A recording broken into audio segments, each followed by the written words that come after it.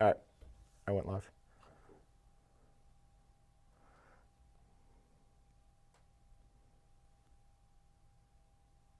Uh-oh, audio renderer error. Can you look real quick and see if I'm live? I think that's a computer issue though. I don't think that's... Are you getting to see it? I can see you. Okay, cool.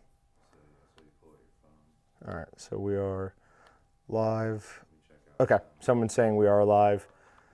Cool. All right, you can get out of here. Hey guys, sorry my computer crashed when I tried to watch the video to make sure that we were transmitting. So a couple of things, just for anyone who hasn't been on one of these Meatgistics live streams before, this is totally separate from the Walton's Inc. live streams. Is that you? Yeah. Okay. Here we're focused solely on meat processing. We're not doing giveaways. We don't do sales, anything like that. We just talk about different things and how they all come together to let you make the best meat product possible. Today we're going to be talking about sausage making, the basics of it, and where the processes differ. On some of them, I think the novice would be really surprised to find out how much of the process is the exact same. For example, snack sticks and summer sausage, that is the same process. There's just a little bit of difference with the casing, the smoke schedule, and cooling. Other than that, everything is pretty much exactly the same. Before we get to that, a couple of things about Meatgistics. So Austin has been working feverishly to make some updates to it in our quest to make it more user-friendly. And I think he's come up with a couple of good things. I think today probably some people were annoyed. We had to restart the site a couple of times. So if you were getting those 503 or 502 bad gateway errors, that was because we were rebuilding the database. One of the things we did is we took out that large banner at the top where it had all of the Walton's categories. We replaced that with a W with a drop-down menu. So now you can click on that and it will show you seasonings, casings, supplies, equipment, all the other categories that used to be listed horizontally. So it's a little bit cleaner of a look, a little bit easier to manage.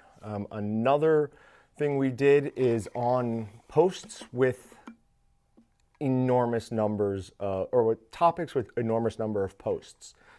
There was a button in the upper right-hand corner where you could skip to the top and skip to the bottom. If you were on mobile, that would move all the way to the bottom. We liked that better, so we're just forcing it to the bottom now in an attempt to keep the top nice and clear. We're also working on a couple of other different changes for it. We do have the ability to have some added functionality and customization now. That's all because it continues to grow. I mean, it seems like it took us forever to go from 9,000 to 10,000 users, but 10,000 to just under 12,000 has taken no time whatsoever. We continue to try to keep up with catching the spam accounts. I know that can be annoying when you see something about how can I get money back from HP or something like that. And we do ban those people, we report them, but you know, they're going to continue doing it. So, all right, and I hope everyone enjoyed the live stream the other day. That is a blast for us. We love doing that one. It's the first one we did took a lot of work to put together, but the last two have just been fun. Get up here, talk to you guys, figure out what you want to see on sale, and yeah, just go from there. It's a blast. Hold on, I'm gonna get something to drink. I'll be right back.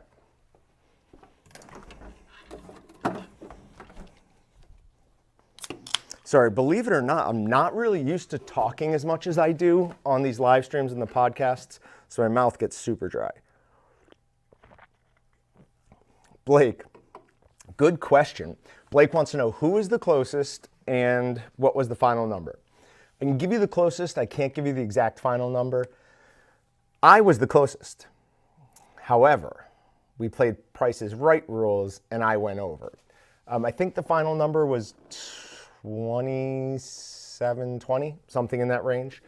The 3 people who won were all warehouse workers. And I mean, everyone back there deserved it, but the 3 people who won it are absolutely 3 major players back there, people who've been here doing that for a long time. So everybody was super happy about that. You know, we would have been happy for anyone to win, but those were 3 good people who did win it. There's one person back there who I think should have beaten somebody else, but what are you going to do? So cool. Flyboy No More says, use my 11-pound stuffer, worked great. 11-pound stuffer is, in my opinion, the best of the sausage stuffers we sell, especially if you're going to do any type of sausage processing by yourself. It's got the smaller piston. The 26 and the 33 both use the same size piston, and it's probably somewhere around that much bigger. And just that extra surface area makes it a lot harder to crank that down, especially when you're using snack sticks or a smaller diameter sausage. Both of Lynn's orders already got here, A+, that's awesome. Carrot fiber broke open, yeah. I'm glad they got that taken care of for you, but at this time of the year, UPS is moving so many packages. It's probably not even an increase in the percentage. It just seems like it to us because there's so many more packages going out than normal. But yeah, definitely there can be some breakage. So get some questions in your mind of what you want to learn about the sausage making process.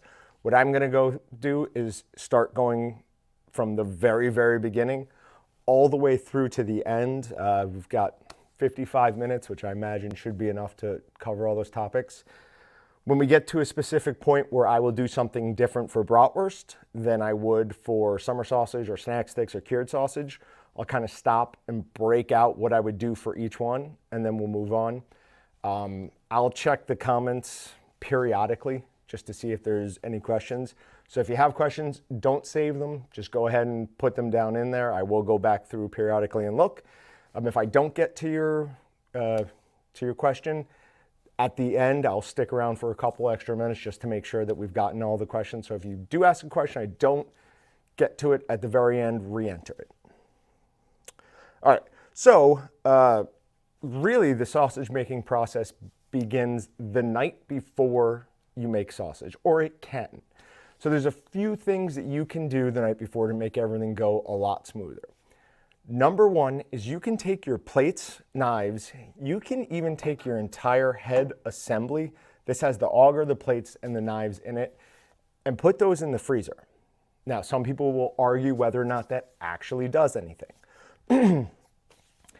I've done it numerous times and have always been very, very happy with the results. It seems that my grinds go a little bit quicker, a little faster, but is it going to be the difference of night and day? No, it's just that little extra 1 or 2% that when added up with all the little tips you can do will give you a better product. So if you put this in the freezer the night before, that definitely can help. Then the first thing I usually do is I start with casing preparation. Before I set anything up, if I'm doing natural casings, if I have home pack or Hanks, you have to go ahead and rinse all the salt off the outside, and then you actually have to flush the casing. So to flush the casing, the easiest way to do it, in my mind, is to turn on your faucet to just above a trickle, and then hold the end of the casing up near the faucet, and that water should start finding its way into the opening of the casing.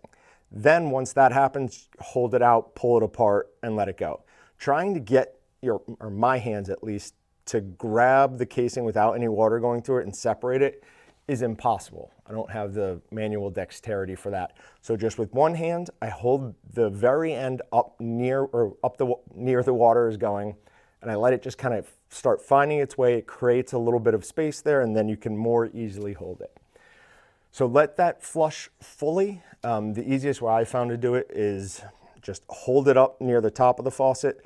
Let as much of it as will fill, it'll start making the casing thick all the way down. Then eventually you can just pinch that off, hold it up, let the water run through the casing all the way. And then you want to throw all the casings you're going to use into 80 to 100 degree water for an hour. That might require you to go back in periodically and either dump the cold water and add new, or just continuously add warmer water. Soaking them in cold water, better than nothing, but it's not going to really do that much. What we're doing here is we're loosening up the casings. That's going to help prevent blowouts. It's going to make loading it onto the stuffer a lot easier. It's just going to make stuffing in general a better experience. So a little bit of preparation, figure half hour, 40 minutes before you start grinding, get those into hot water. If you're using tubed hog casings, which is really all I do anymore, all you have to do is soak them. They're already, you might want to rinse off the outside as well, but that kind of happens in soaking anyways. But you don't have to flush them because they already come on a plastic tube and they've already been flushed. So when I started using tubed casings, I went from using almost exclusively collagen when I was making like a bratwurst, a fresh sausage, to basically 50-50, kind of whatever mood I'm in. So collagen, the advantage to using that for a fresh bratwurst is it doesn't take any preparation.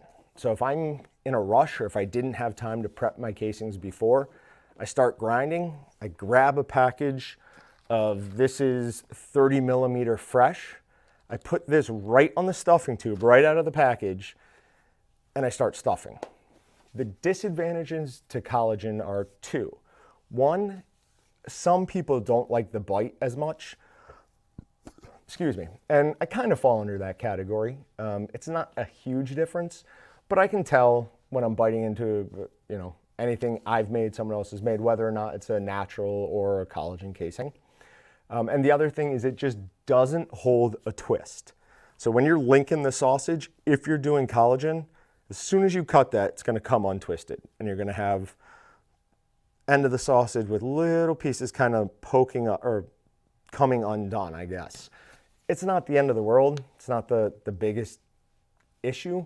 But if you are real big on appearance, natural casings are going to do a better job. Now, there are stuffers that will work with automatic linkers that will twist this hard enough and enough where they will stick.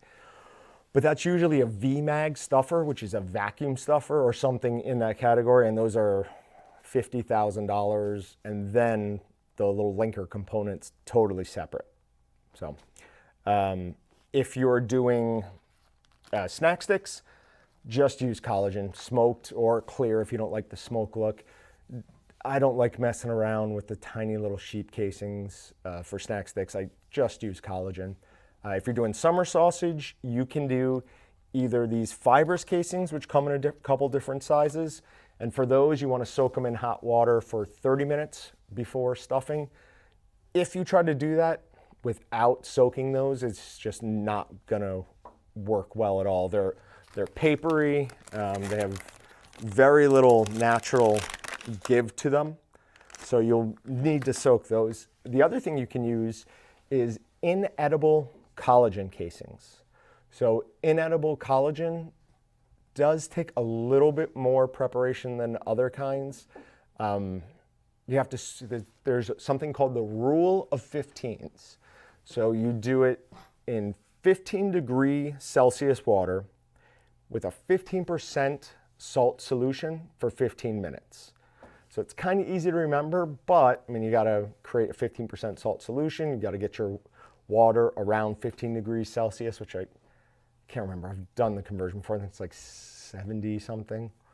And yeah, let them sit in there for 15 minutes. So a little bit faster than the summer sausage and definitely faster than the hog casings.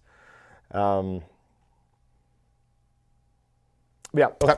So after you have your casings all prepared, the next thing you're going to want to do is break down your larger cuts into smaller cuts.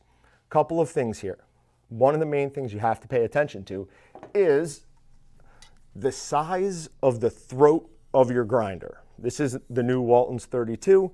It's got a very decent sized head up here, so I can fit pretty large pieces of meat down there. If you have a 22, you're gonna have to cut those a little bit smaller. If you have a 12, even smaller, and so forth. If you try to cut your pieces too large, you're gonna be forcing it down there with the stomper. And honestly, when we're making sausage, one of the goals is for that stomper to never get dirty. I don't want to use the stomper in either a first or a second grind if I can avoid it. It's because when we push down on the meat, we're forcing it, we're putting unneeded pressure on it. If we're just a little bit patient, we can let the auger grab it, push it down towards the plate and knife by itself. We don't need to be stomping on it. So, other things you'll want, when I go ahead and cut down pork butts or anything into those pieces, I like to use this 10-inch flexible boning knife from Victorinox. I also like to have a 6-inch semi-flex on hand, and my 8-inch granite edge butcher's knife. Just anytime I can use this, I love doing it. It's just an awesome knife. I also, if I'm doing larger jobs, if I'm doing 10 pounds, I'm not going to worry about this, but if I'm doing 20 pounds, I will have either a steel that has a semi-rough surface, so I can actually resharpen the blades a little bit, or this Swiss Sharp. The Swiss Sharp's awesome little deal. It's just a handle, and in there are 2 hard metal blades. You just drag your knife through it, and it resharpens your knife. Problem is, this is a great little tool, but you don't want to use it too much. It is eating away more of the edge of your knife than you really want it. This eats away almost nothing. This is really, a normal steel is just realigning the edges of your blade. This has a rough-ish surface, so it's taking away some of it, but very little. If you were to just use this or just use this, the ones that you just use the steel on, those knives are going to last you way longer, much, much longer than if you use that Swiss Sharp. Let me check chat real quick. All right, advice to pull on plastic tube onto the stuffing tube. David, let me see if I can find that. I was talking with Joe Hell, and he sent me something that was really pretty amazing.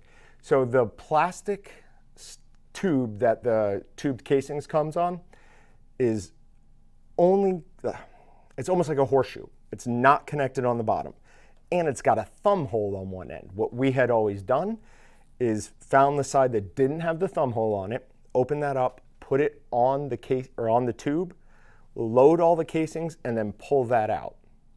But if you reverse that, if you put the side that has a thumb hole onto the stuffing tube first, you don't have to load any casings. You just hold it down, grab that thumb hole, and pull it back. That's going to automatically pull all of the casings onto the stuffing tube. And we did a meat hack on that, so I'm just quickly looking through and seeing if I can find where we did it. It was just not that long ago. I would say that I'll find it and, nope, got it. I would say I'd find it and do it later, but I still haven't posted the smoke schedules from last week's. So there's a link to that. Do you always mix all type of sausage to extraction? No. So we'll get to that in a little bit here. Danny asks, what's my take on celery powder for cure? That's a little bit of a tough one. We do open houses here every couple of years for our commercial customers. It's awesome. We have a professor from Meat Labs fly in. And it's a way to say thank you to some of our commercial customers who support us. one of the classes that someone gave 2 years ago was on all natural or nitrate free bacons, hams, things like that. Those work exactly the same. The only difference is one is being extracted from a root vegetable and one's being created in a lab. Other than that, your body recognizes them the same way. They function basically the same way in meat. So I don't see it as an advantage. I really don't. In fact, I think it's a little dishonest is the wrong word. It's one of those things where it's like, okay, they want this, we'll give them this, but it's really, I don't see it as an advantage. Somebody who eats a ton of celery and other root vegetables has a higher nitrate level in their, in them than somebody who eats bacon a couple of times a week, for sure. I don't even think that's arguable. And the USDA, the last time I checked, and I haven't really had to know for a while, but the USDA recognizes it as having curative properties, but it does not recognize it as a cure.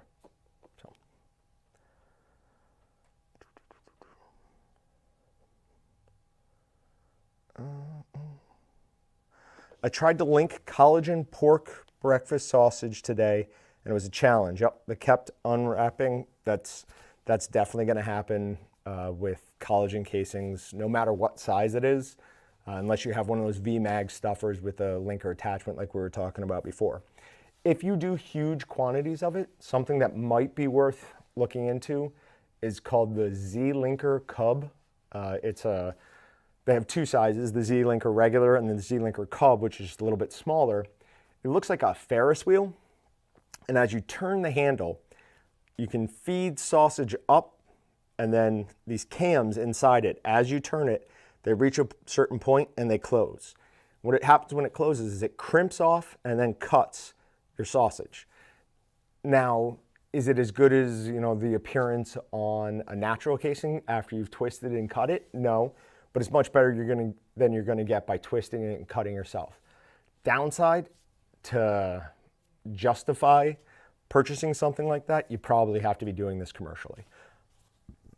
I think they're around $1,400, something in that range. Lynn wants the 8-inch butcher's knife. I mean, who wouldn't want this? This thing is absolutely amazing. Yeah, so Lynn, that is for a service we give for our commercial customers. It's not open to the public. However, if COVID hadn't happened this past year, we 100% would have done our Meatgistics meetup. Austin and I were talking about doing that, putting on classes, putting on demonstrations, competitions here in Wichita, Kansas over a weekend. So that's definitely something we're trying to get done for 2021. Who knows how open things are going to be. If we're able to do it, absolutely we are going to do that. And when we get that figured out, whether or not we're allowed to, we'll start communicating that to everybody. But yeah, that is something we absolutely want to do. Sample frying patties before stuffing tastes awesome. Flavor less intense significantly after stuffed. Why? Natural hog casings, prepared, soaked, rinsed, and flushed. The only thing I can think of is that when you're frying the patty, more of it is coming into contact with the hot surface.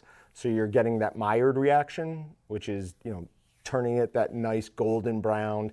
It's creating a little bit more crisp edge. So that could be it. A way around that would be try to rotate your sausages more so that more of it comes in contact with the hot surface as well. Oh yeah, no, we would love some Colorado elk for sure.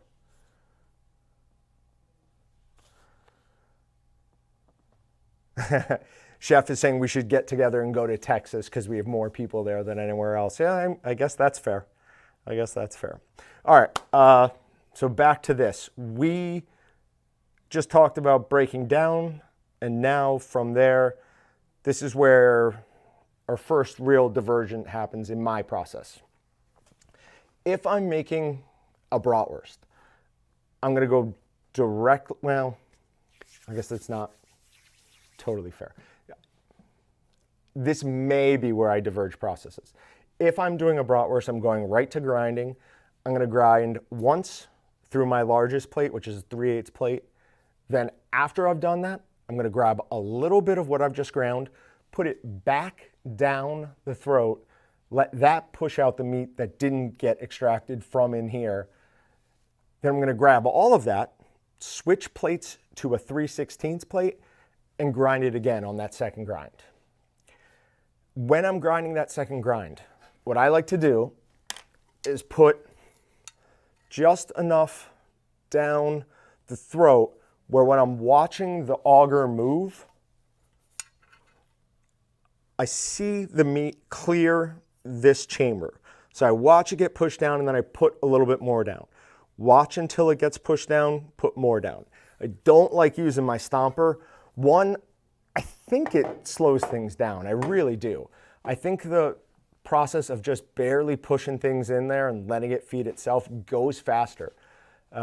Second, it's just unnecessary stress that we're putting on our meat. I know that sounds a little ridiculous since we're going to be grinding it, but I've definitely seen a difference when I've done that in the mushiness and the smearing of the meat. So sometimes when you're grinding, if you see you don't have a nice separation of like fat and proteins and everything gets kind of pink, your meat is getting smeared. Couple of things you can do if this happens to you. One, the first thing I always do is make sure you have sharp plates and knives. And you should do that before you start grinding. You can tell if you have sharp plates and knives. If you run your finger over them, you should be able to clearly feel each edge of these holes. If you move it around and your finger's just sliding over and you can't feel any of that, you've got a dull plate. Now with a plates and knives like this, these are two-sided, but they're throwaway. So you use it on one side until it's dull, flip it, use it till that's dull, and then this gets tossed and you order another one. There are resharpenable plates and knives. There's some problems with that.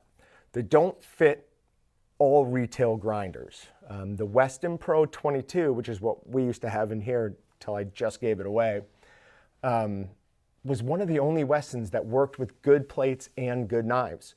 I've recommended plates and knives to some people who had 8s, 22s of the Butcher, 32s of Pros, and heard back that they weren't fitting. So I did some testing. And for whatever reason, the Weston Pro 22 did accept good plates and knives. The rest of them just wouldn't fit. They were too thick. So the locking ring wasn't having a chance to engage. But if you have commercial plates and knives that can be resharpened, you can send them back in. We resharpen them for a fee, send them back to you. Downside for that for somebody from home is, you're going to be without plates and knives for a couple of days unless you have an extra set. Okay, so doing fresh, we're going to grind it twice. First through a 3/8, second time through a 3/16. If we see it getting smeared, we're going to check to see if the plate is sharp. If it's as sharp, if it's reasonably sharp and we're still seeing that smearing, we're going to take our meat and what's in here and we're going to put it in the freezer for a while. We're just looking for it to harden up. It always used to amaze me that the second grind takes so much longer than the first grind. In my mind, it was already broken down, so it should be easier to grind.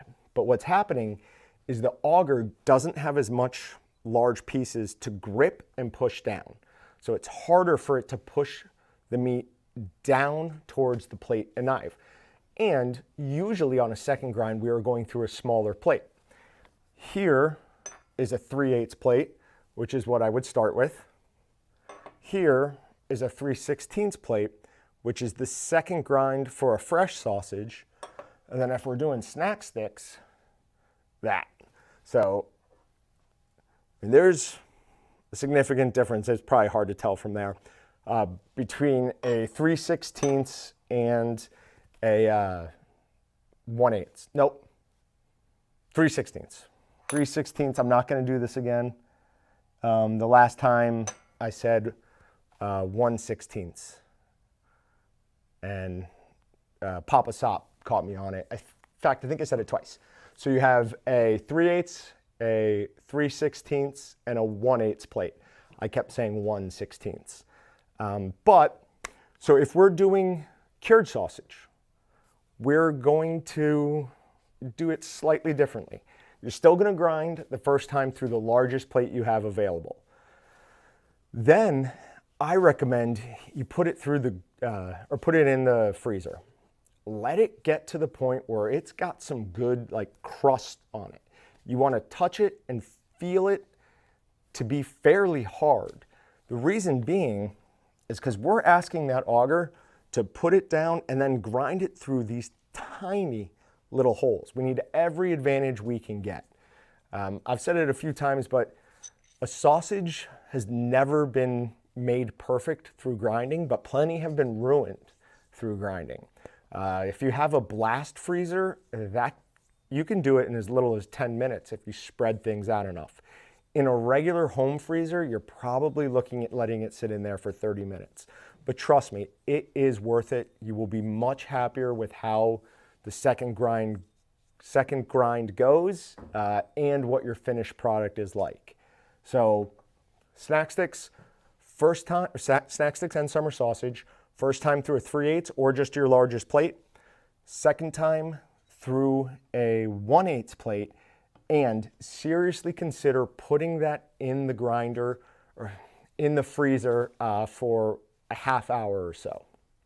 I'm just going to check chat to see if there's anything.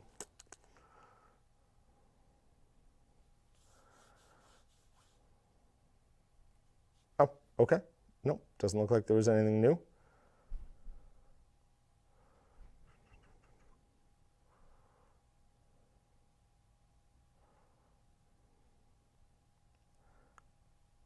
Where'd that go? All right.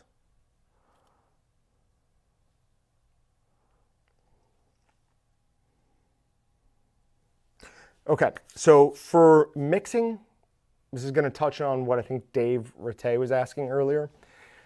Two different processes. For the main reason is in one, we're trying to achieve protein extraction. In the other, we're trying to avoid protein extraction. So protein extraction is what is responsible for the consistency of a snack stick or even a hot dog. They have a very uniform look when you cut or bite into them. You don't see a lot of fat particles or protein. It just pretty much looks all the same. In a bratwurst or an Italian sausage, anything like that, we want to see particle size. You want to see those little clumps of fat. You want to see everything. It has a totally different look. It's almost rough. Sorry. So when I'm doing fresh sausage, I almost always just mix with my hands because I don't want to dirty up a mixer for something that's just going to take a minute or two. What I do is I calculate how much water I'm using, then I add my seasoning and whatever other additives to that. Then pour it over the meat and mix it in just until everything is well mixed into the meat. We're not wanting any protein extraction here, or you'll have an odd bite to it and an odd appearance when you bite into it. For cured sausage, I'm almost always using a mixer. It's just easier. Plus, I've probably put that meat in the freezer before I did my second grind, or even sometimes before I do my first grind. And it is not fun having your hands in very, very cold meat for as long as it takes to get protein extraction. Now, if I am using my hands for that, a simple, inexpensive pair of cotton gloves underneath your latex or nitrile gloves is a huge help. I mean, just wearing these, you wouldn't think that they offer a lot of protection for warmth, but they absolutely do. It will make it a lot easier. And one of the things I like to do when I'm mixing the meat by hand, I kind of reach into it, squeeze it, and twist. So you're getting more manipulation of the meat. It's coming out between your fingers, it's being squeezed together, and you're pushing down on it. So I almost create like a straight line and then Start at the bottom, squeeze and twist, squeeze and twist, squeeze and twist all the way up. Push that all back together and just keep going. Now I'm gonna do that until when I pick up the meat, I get one big handful and I pull it apart. It should stretch to about there before it breaks. If you pick it up and start pulling it apart, it just becomes two pieces of meat. You don't have protein extraction, you need to keep going. With a meat mixer, that's a lot easier. You simply turn the handle, use something like a paddle to keep all the meat off of the sides, and you're good. Just keep mixing until you have protein extraction. Another good way to check to see if you have protein extraction is grab a handful of it and just hold it up like this. If it sticks to your hand and doesn't fall down, you're there. Now, when we're doing cured, I like to add the meat to the mixer or, the pan, whatever I'm doing it in. Then I will take the seasoning and any additives other than cheese or encapsulated citric acid, lay those out on top. Everything good? Okay. Lay those out on top, and then I take my cure and I add that to whatever water I'm mixing or whatever water I'm adding. I then mix that up really well. The water will get a pink hue to it, and then you pour that over the meat. Reason is especially when we're doing smaller batches, making sure that that small amount of cure has been evenly distributed amongst all the meat can be pretty hard. If you add it to your water, you just take that consideration out of it. So meat in the mixer, seasonings and additives other than cheese and encapsulated citric acid, then mix your cure in with your water, pour that over, and mix until you have protein extraction.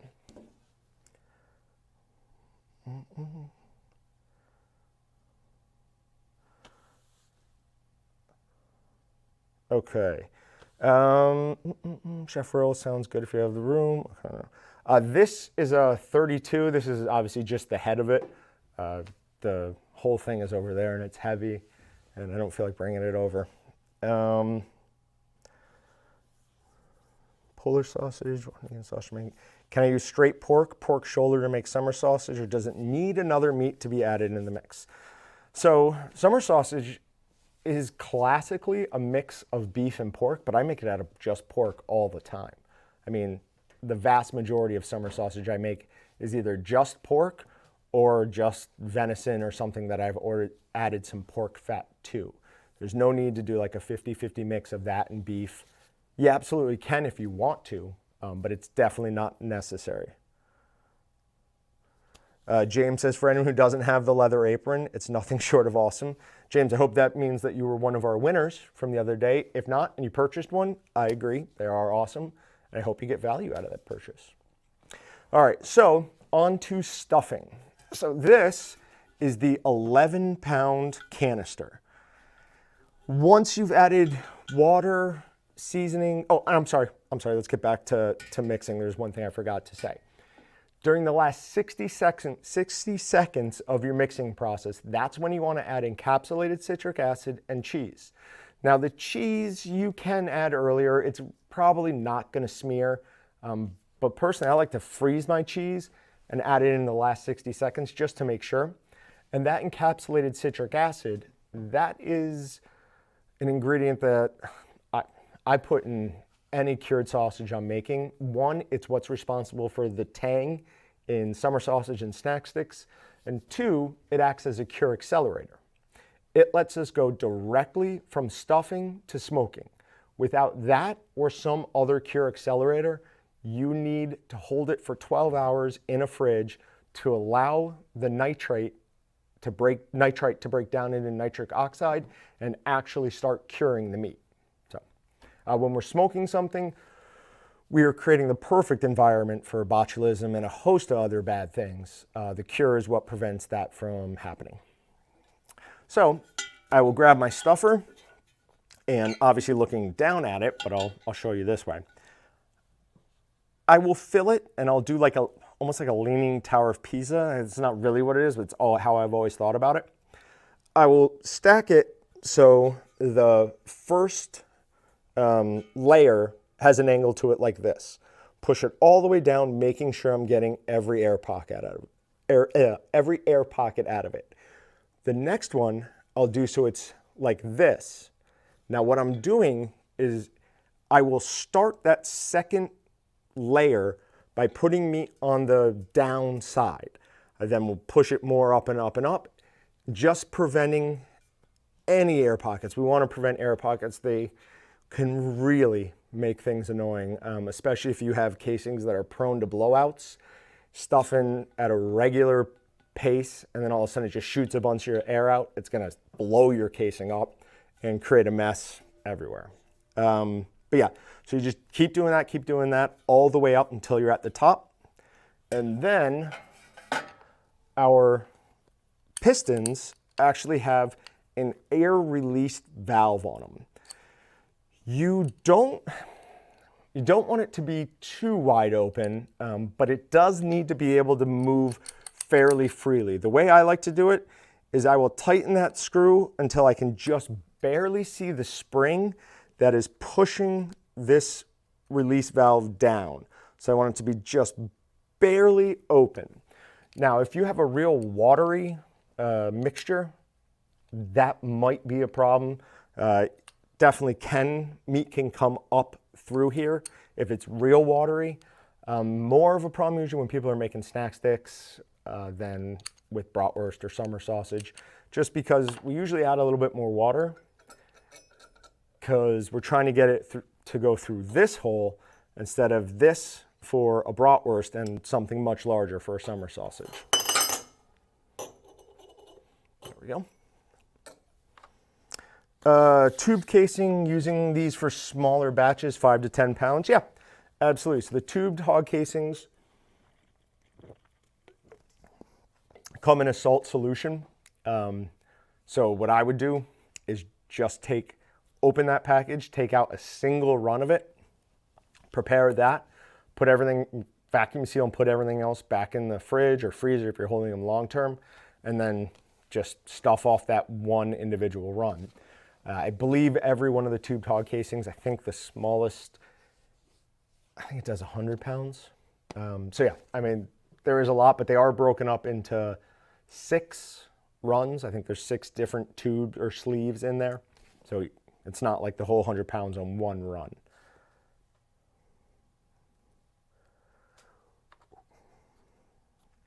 Tarpally, that knife left today. So. All right, so now going to the smoker.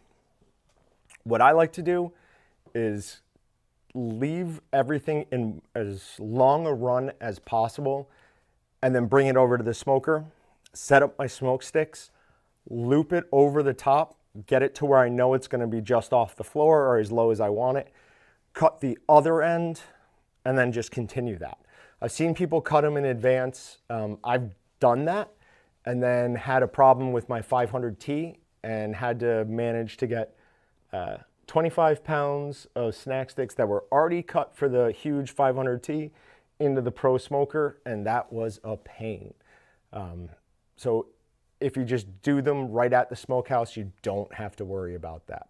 So just loop them over, leave enough room between all the product to let the air flow through, between, around. This is going to be especially important during the initial phase where we're going to dry it. So we're going to open the bottom and top vents all the way. And for snack sticks, we're going to do 20 minutes or so. Summer sausage, probably 30 minutes or so.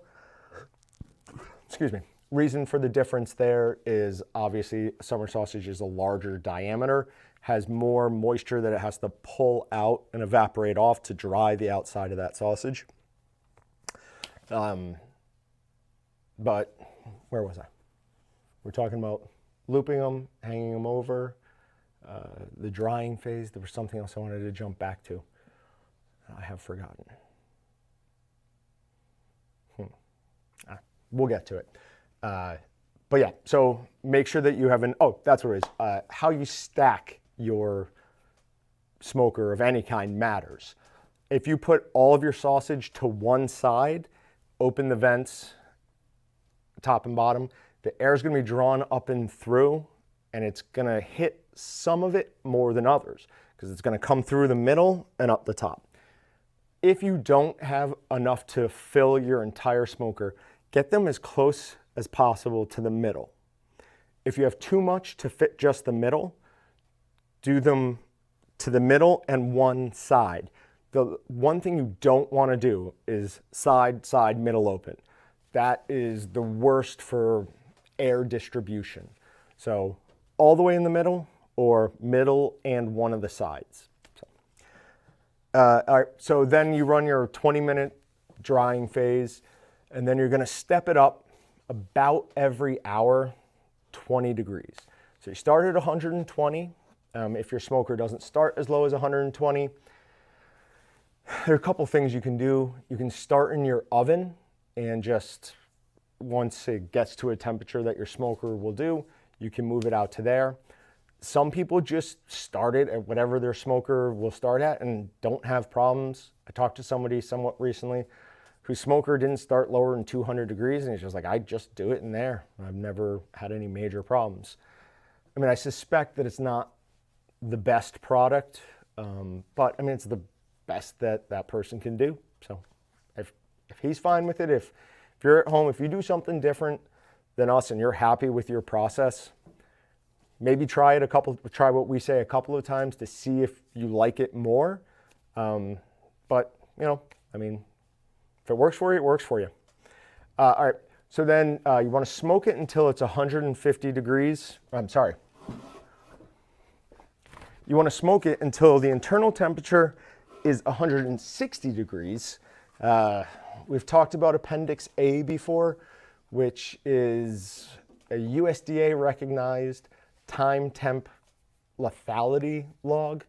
So if you go by Appendix A, once a product is up to like 158 degrees, it's a couple of seconds that you have to maintain it at that temperature to kill everything, to reach lethality.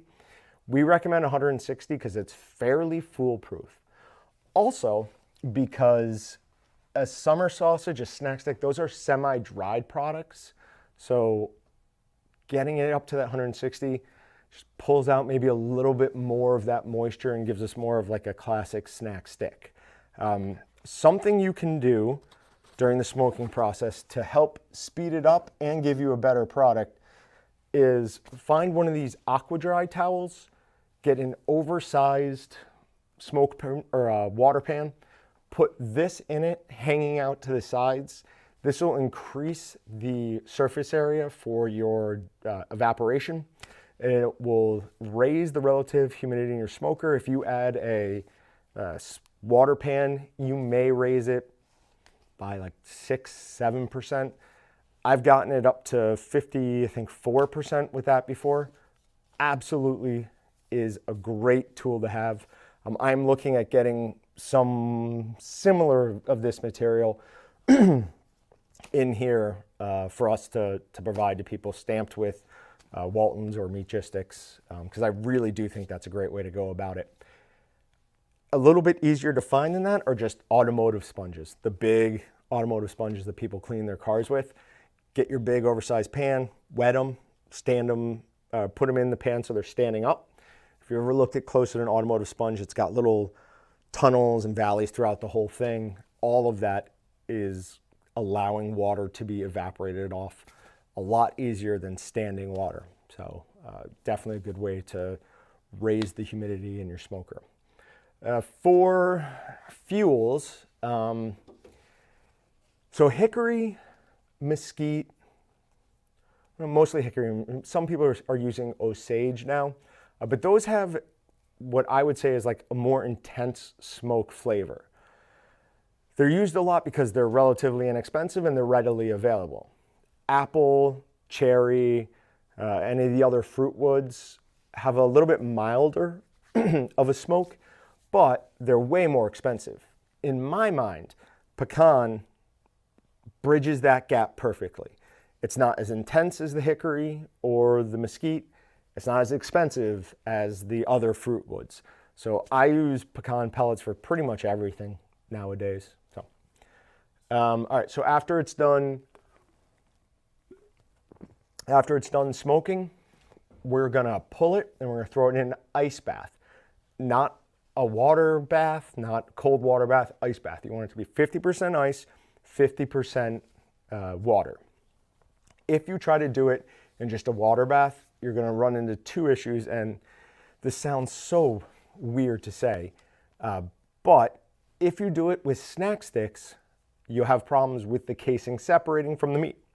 If you do it with summer sausage, you'll have problems with the casing not separating from the meat. Some difference in how the casings are made. But yeah, if you don't cool it down quickly enough, the meat of the summer sausage will stick to the casing. And if you don't cool it down quickly enough, the meat will separate from the casing on the snack stick. Obviously, it's going to take a little bit longer with the summer sausage. We're trying to get them down under 130 degrees and as quickly as possible. Ice bath, make that happen. Interestingly enough, if you have a big, thick summer sausage, throw it in the ice bath. If you have a probe thermometer in the center, you'll see it'll go up a couple more degrees before it starts climbing down. We've done tests before where spraying a minute on, a minute off with a fan running over the product is actually more effective than dumping it in an ice bath. The evaporation energy apparently draws the heat out of the meat quicker than an ice bath does. I don't understand how that works, but yeah, apparently we've done it before. It definitely does. We're then gonna leave that product out for at least an hour at room temperature to allow it to dry, because we've just put it in the ice bath, and we're also gonna let it bloom. That's where some color development is gonna happen. Obviously this is with a cured product. Yeah, so some color development is gonna happen there, a little bit of flavor development. Then we're gonna move it into a cooler overnight before we start packaging it. And an important step that I don't think we talk about enough, and I know a lot of people miss, is when you bring it out of that cooler, let it sit out at room temperature for a while again. When it goes into that vac bag, you want it to be as close to room temperature as possible. Hot or cold, it's gonna end up causing condensation inside of that bag. That's gonna cause a host of problems. So just let it dry all the way. So, sorry guys. I'm gonna hop back over to chat. Let's see. Yeah, that's a good one too. For Appendix A, make sure your thermometer is calibrated. We just started carrying, I don't know if we're selling them yet, thermometer calibrators. Definitely more of a commercial piece of equipment, but it was cool to play around with. What happened there? I don't know if that just stopped. Nope, looks like it's good. All right, I left my summer sausage in the fridge for 3 days and ended up with a hard outside and ran the smoke schedule like you guys said. It's because I left in the fridge too long. Yeah, so your fridge is normally around 40% humidity. You would think that that would be enough to prevent case hardening, but it's not. So it's gonna continue drawing moisture out of the edge of that product. Same thing if you leave any piece of meat out in the fridge for too long. It's drawing the moisture out from the edges. About to make summer sausage in a couple of days and saw about 7 pounds of brisket trimmings in the freezer, so I was thinking about venison trimmings and pork fat for unit, but not sure taste with brisket trimmings. Yeah, that's fine. I've done it before. Pork fat, we've said it tons of times, probably too many times, but pork fat is the best for any type of sausage. It's got a creaminess that beef or whatever other type of fat can't meet. It's also really nice and bright white, and surprisingly, it's very, very low in taste. It doesn't have much of a taste by itself. Beef fat is definitely going to impart some taste, and it doesn't have it as bright white. But if it's between that and nothing, 100% go with that. We're struggling to find pork fat right now. Tomorrow morning going to drive about 20-something miles down south to pick up some from a processor who's a customer of ours. Ted, the ice water is 30, I think it's 32 degrees. It should be as close to that as possible. I know I've done tests before to calibrate thermometers, and you stick it in ice water and it should be 32 degrees. I'm just fact checking myself.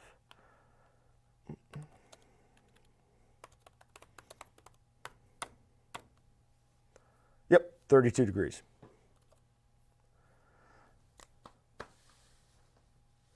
I'd like to make a request for zip sealable bags for the 25-pound seasoning for those of us who make 25-pound batches. Yeah, the problem with that, Brian, is so when you buy from us, we are selling you the exact same product that we ship to commercial customers. We've looked in the past at getting smaller batches, like enough to do 10 pounds instead of 25. But how much more it costs to do separate packaging, separate mixing, separate everything, makes it where it would only be $1 or so cheaper to get a smaller batch than a large batch. The sealable bags, I don't know how that would work. We can ask, but the reason you're able to get these seasonings at the prices you are is because the commercial customers are buying them in mass quantity. We use 34 degrees. Okay.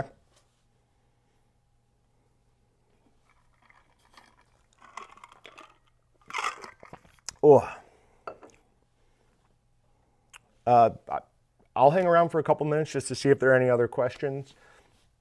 But that's basically my processes for making sausage. So, if anyone has any topics they want to cover, go on over to Meatgistics. We have a post there specifically for topics for the Meatgistics live streams. Just put anything in there. Thanks to Tex, I didn't see him on here, but he came up with this one today. I was sitting around last night, I'm like, what am I going to do tomorrow? And he came up with this and it seemed to work out pretty good.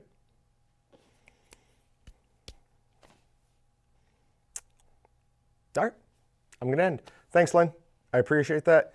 Thanks for joining us. I will get those smoke schedules posted from 2 weeks ago's live stream. So, and then keep an eye out. We are shooting right now to start our 13 Days of Christmas on the 9th. Just for anyone still watching, there's going to be some weirdness this year. UPS is saying that to make sure you're getting your product in time for Christmas, you need to order it a full 7 days ahead of time. Now that's going to be after the last days of our sale. There's just nothing we can do about that. It's how it ran this year. So if you live anywhere in this, it's really only going to affect the far west and far northeast coast. Everyone else should be okay if you place your order on Monday. You should still get it by Christmas. But if you are doing one of these as a Christmas present, you may either have to just tell them you bought it and you'll get it a day or two after, or you'd have to order it a little bit early. Can you get green chili like you do jalapeno? Are you meaning like flakes? That was Lee. Yep, Flyboy No More. We use, hold on, I'll show you.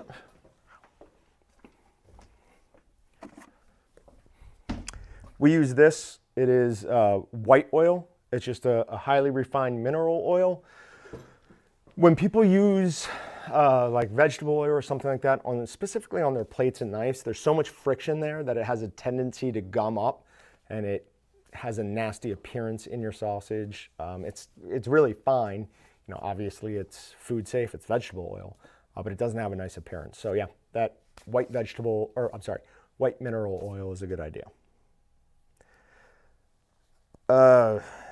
Any thoughts regarding the chewy natural casings? I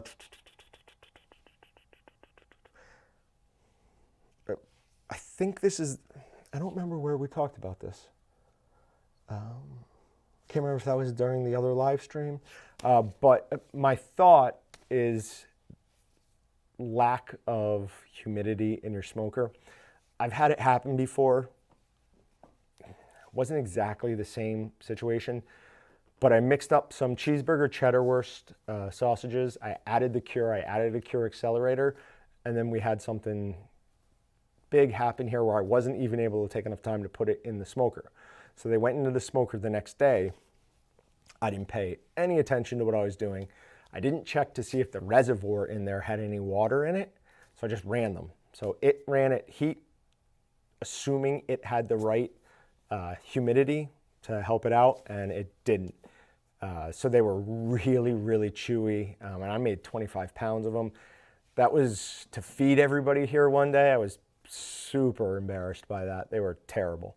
So yeah, it could be a bunch of things. If you want more thoughts on that, post something over at Meatgistics if you didn't already. You'll get a bunch of other people's opinion. It's obviously, I assume at least, it's nice to get our opinion, but we might have a different look on things than, you know, a Lynn, a Joe, a Tex, a Chef. They're going to have a different view on some things. So it's always helpful to get other users. And God, this community is growing fast. It is absolutely crazy. So, Ted, the Sure Gel, I believe specifically has more protein in it. So the reason I kind of don't call carrot fiber a binder is because it's not adding protein. Sure Gel, I believe, is similar to milk powder, but it has a higher level of protein, and I also believe there's something where it's designed to work better during the heat that we're expecting during sausage making. You can keep natural hog casings as long as they're in that original salt solution, 6 months in a fridge, no problem, 18 months in a freezer. Just know that if you freeze it, you are somewhat damaging the cell structure of that wall. So you might be a little bit more prone to blowouts. Okay, so yeah, can you get green chili like we do jalapeno? Yep, I will make a note to check to see if we can get green chili flakes.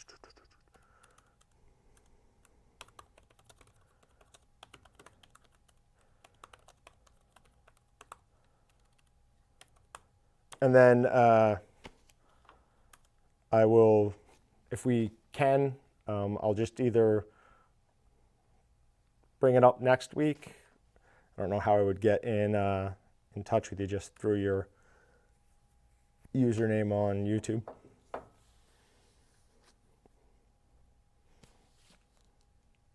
All right, I think I got them all. I'll hang around just another minute or so if anyone has any other questions. Oh.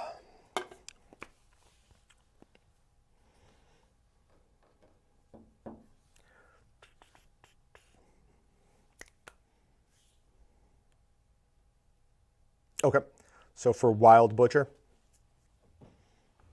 sounds good. I will let you know. I should email myself that. I'll forget.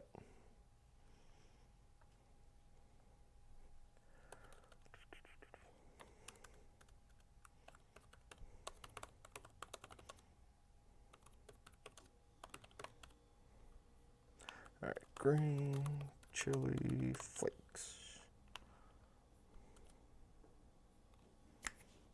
All right, awesome. Thanks, guys.